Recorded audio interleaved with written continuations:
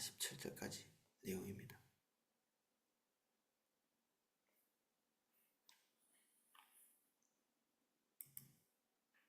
제가 내용을 읽어보겠습니다.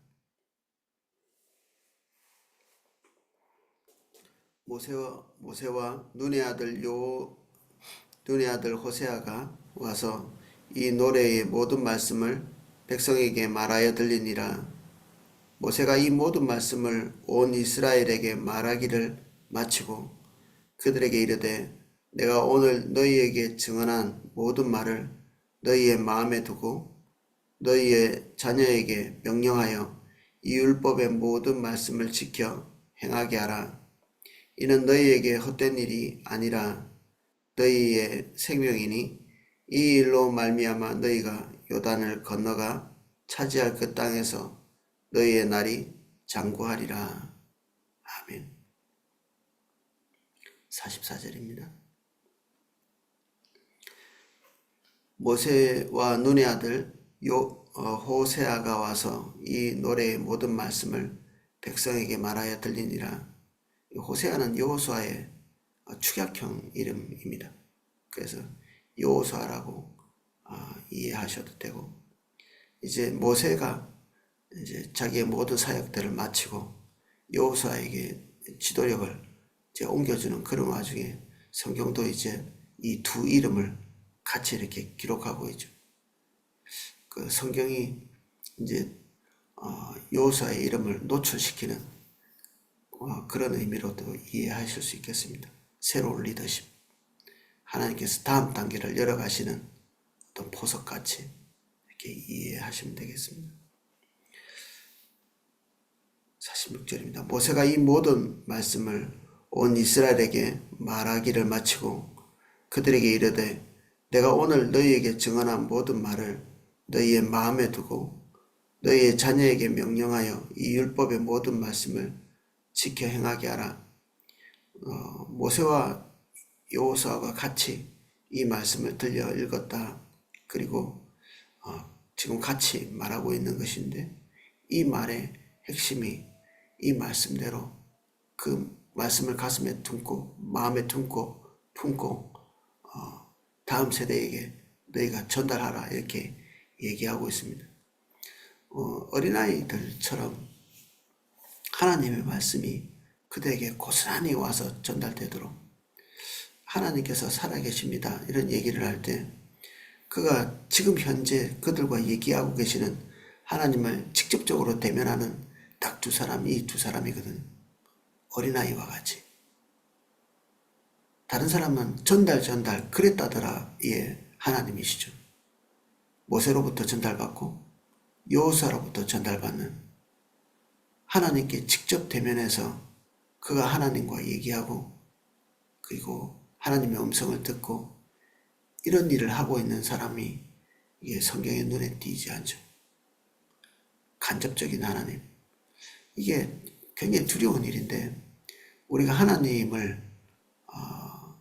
관계를 맺을 때 직접적인 화법을 가지고 하나님과 대화하고 우리에게 직접 얘기하시는 하나님의 음성을 듣고 이런 과정이 없으면 하나님이 제3자가 될 가능성이 많습니다. 제3자.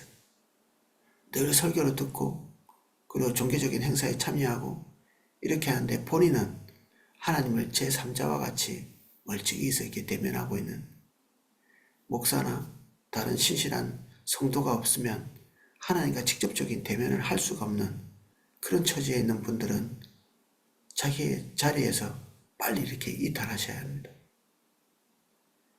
찬양도 수평적인 찬양들이 우리의 찬양의 줄을 이루고 있으면 하나님과 직접적인 대면을 하는 찬양은 아니거든요.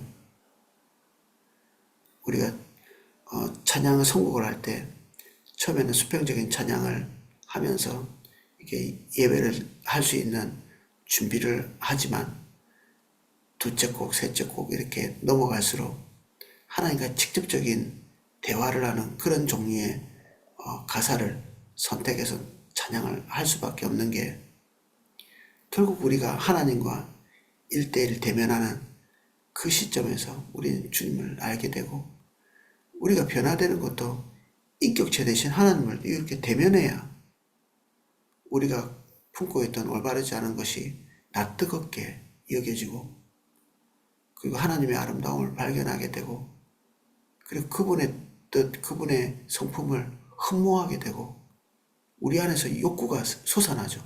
하나님의 말씀대로 살고 싶은 욕구가. 제3자에게 들리는 말씀은 우리에게 이게 하나님의 말씀대로 살고자 하는 이 충동을 잘 일으킬 수 없죠. 이신론자들 같이.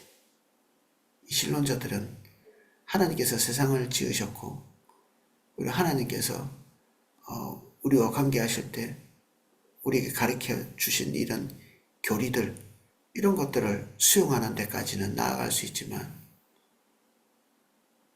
하나님께서 지금 현재 내 삶에 오셔서 깊숙하게 개입하시고 함께 하시는 그것에 대한 믿음을 갖지 못하는 사람들이 이신론자가 되거든요.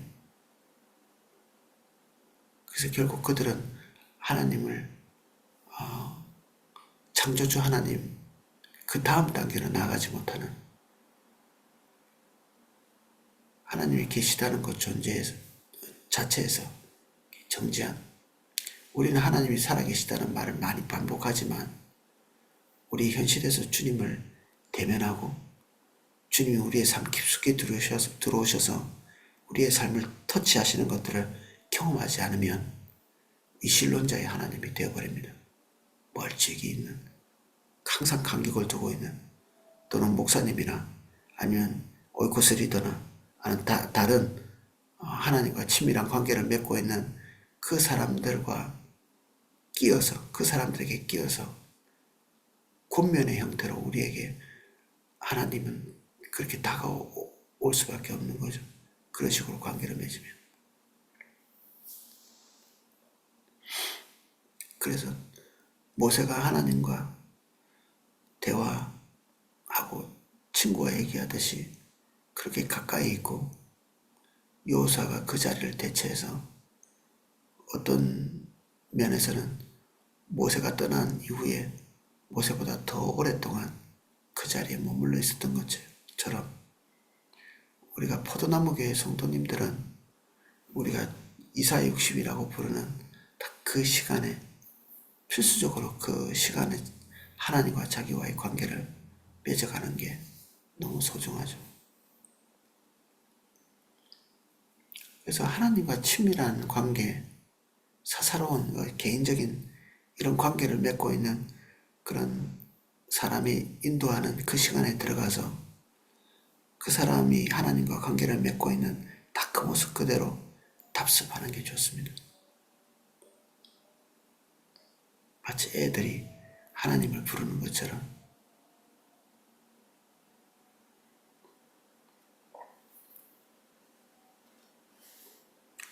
47절입니다. 이는 너희에게 헛된 일이 아니라 헛된 일, 공허한 일, 하나님께서 제3자처럼 이렇게 되면 하나님의 말씀이 그러할 수도 있는 그런 말씀이 되어버리거든요. 그러할 수도 있는, 하나님께서 많은 말씀들을 제3자를 통해서 우리에게 전달해 주었지만 우리가 그런 거에 대해서 끄떡끄떡 이렇게 얘기하고 그렇게 이해하고, 아, 그럴 수도 있겠네 라고 생각하는, 이게 우리에게 절실하게 다가오지 않는 말씀이 될 때 그 말씀은 제3자의 말씀이지 나에게 주시는 하나님의 직접적인 음성은 될 수 없죠. 그래서 이게 헛된 게 돼버립니다. 확률적으로 이렇게 말씀이 다가올 때 그 말씀대로 하면 될 것 같기도 하고 안 될 것 같기도 하고, 하면 좋겠지만 할 수 없어도 그럴 수밖에 없는, 할 수 있는 여건이 될 때 좀 맞추면 유익하겠네 라고 말하는 그런 말씀이 되어버리죠. 근데 이 헛된 일이라고 말하는 것과 대칭이 되는 단어가 생명이거든요.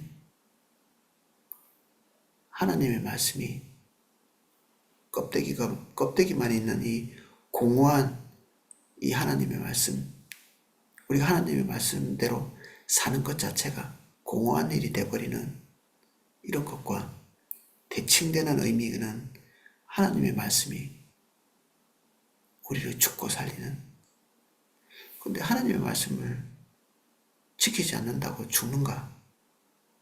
하나님의 말씀대로 살지 않아도 우리만큼 윤택하게 살아가는 사람들도 있으니까 그것이 생명처럼 다가오기가 어렵다고 느낀다면 우리는 신명기를 대하고 있는 이 자세와 태도가 모세가 요구하는 것과 조금 다른 것입니다. 이 뒤에 너희가 요단을 건너가 차지할 그 땅에서 너희 날이 장구하리라. 요단강에 건너가서 잘 먹고 잘 사는 그 방법으로서의 신명기를 우리가 받아들이고 있으면 우리는 신명기를 읽었으나 읽지 않은 것이고 이 하나님의 말씀을 들었으나 듣지 않은 것입니다. 우리가 어떤 자세와 태도로 신명기에 접근하느냐에 따라서 이 신명기는 하나님의 말씀으로 들리기도 하고 부자되는 묘책으로 우리가 우리의 삶을 평안하게 만드는 묘책으로 들리기도 합니다. 결국 같은 거 아닌가요? 아니, 같지 않습니다. 신명기를 읽는 많은 사람들이 우리의 평온을 위해서 어떤 방책으로서의 신명기를 받아들이는, 이렇게 안 살면 우리의 삶에 문제가 있을 것 같아요. 그래서 어떤 사람들은 몸부림쳐서 지키려고 애쓰기도 하고 그러겠죠. 근데 접근이 그렇게 되면 하나님의 말씀이 부속적인 것이 되죠. 도구가 됩니다. 2차적인 것이 되죠. 1차적인 것은 내 삶의 평온이고 안정이고 부하게 되는 거고 병 안 걸리고 사는 것이고 혹시 모를 하나님의 재앙을 피하는, 마치 이렇게 신의 재앙을 피하는 우상 숭배를 하는 그러한 사람들의 어떤 부적을 붙인다든지 뭐 재물을 갖다 바친다든지 이런 행위처럼 이 신명기의 말씀대로 해서 신의 진노를 가라앉히는 그런 용도로 사용하는, 이대로 해야 우리가 믿는 신이 우리에게 해를 끼치지 않지, 이런 식의 접근을, 노골적이지는 않지만 우리의 마음속에 우리의 방향성이 틀릴 때는 그런 의미로 다가오기 쉽거든요.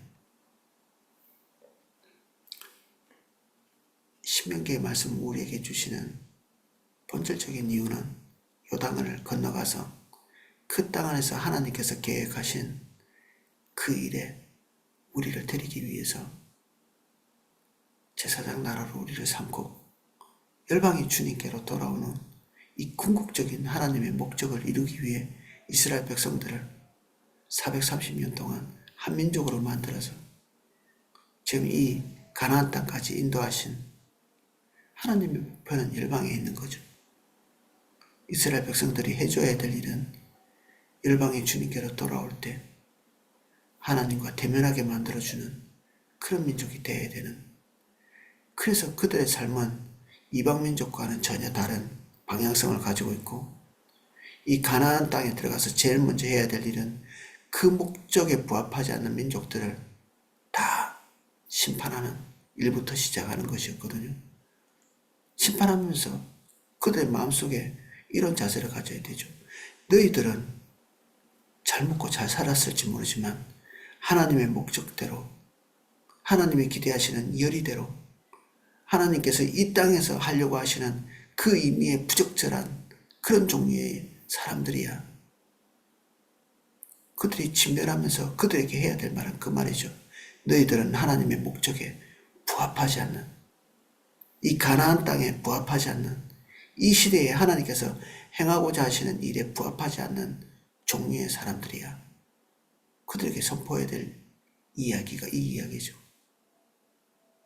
그래서 그들이 가져야 되는 자기 정체성은, 그리고 그 가나안 땅에서 이 신명기의 말씀대로 살아야 되는 그 본질적인 이유, 그것은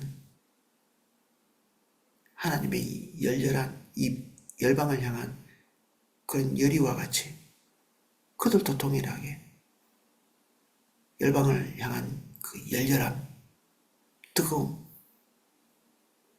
그것을 가지고 하나님의 백성의 삶, 신명기의 삶, 그들은 온전하게 가나안 땅에서 살면서 표본이 되어져야 되는 거죠.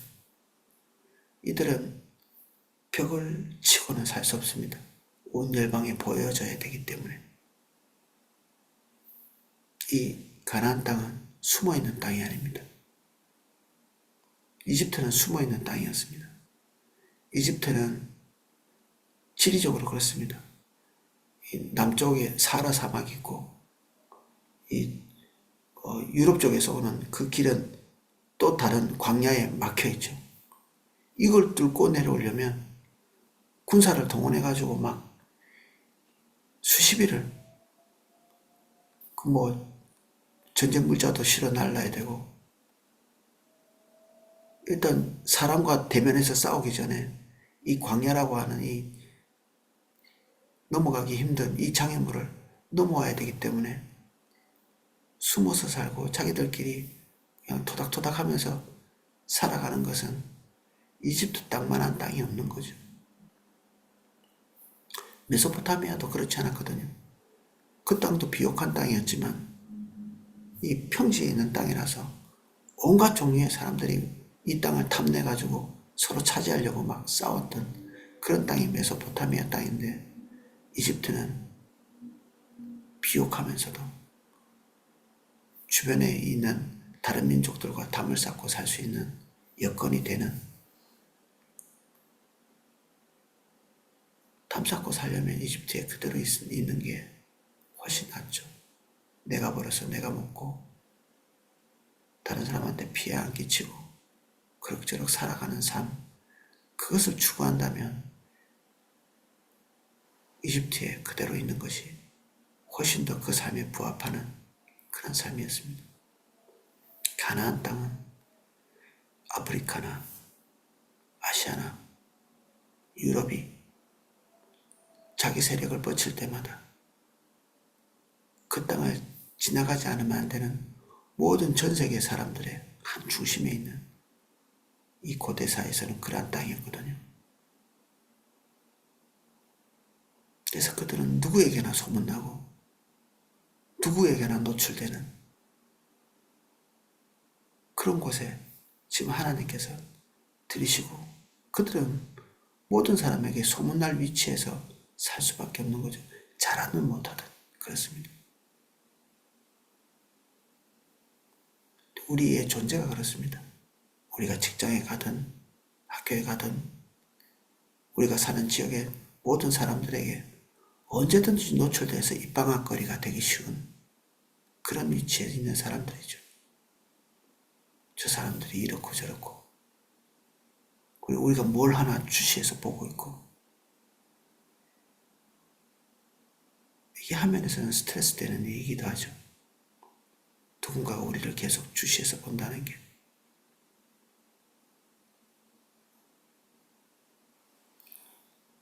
그래서 우리는 숨어서 은밀하게 우리의 삶에 알차게 우리의 인생을 꾸려가는 그런 종류의 사람들이 아닙니다.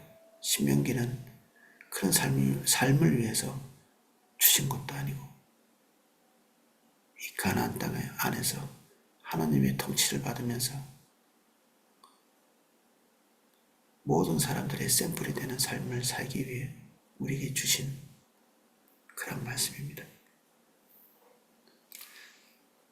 모세와 여호사가 이스라엘 백성들에게 이 하나님의 말씀을 최종적으로 이렇게 딱 마무리 지으면서 그들에게 던져주는 메시지가 이 말씀인 것이죠.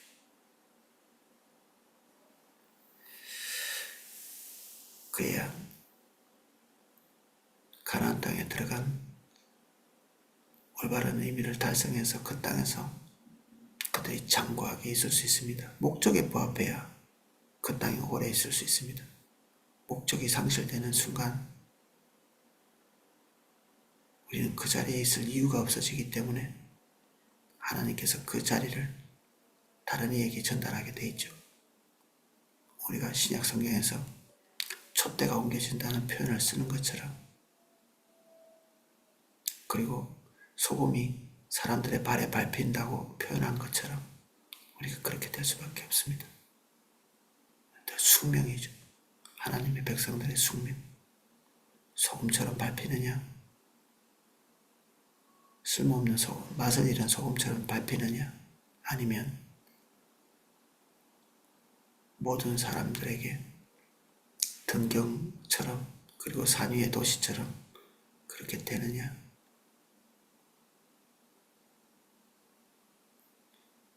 이게 우리의 두 가지 갈래입니다. 오늘은 여기까지 살펴보겠습니다.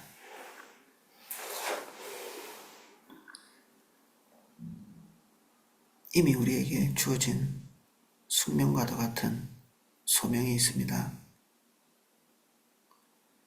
예수 믿고 구원을 받은 백성으로 우리가 이미 하나님의 백성된 삶으로 들어왔다면 우리는 숨어있지 못하고 주변 사람들과 담을 쌓지 못하고 우리가 기대하고 원하는 것에 우리의 삶을 알차게 꾸려가는 일에 우리의 삶을 집중할 수가 없습니다. 주님, 우리의 삶의 담을 엽니다. 우리를 열방을 향해서 열 수 있는 개방된 마음 주십시오.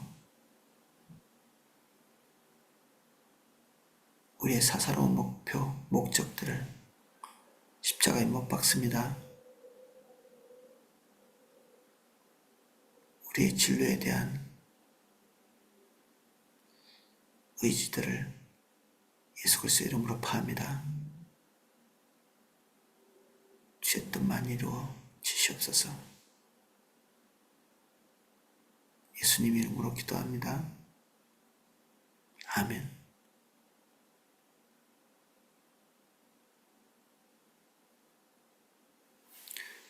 각자 기도하실 수 있도록 음악을 방송해 드리겠습니다.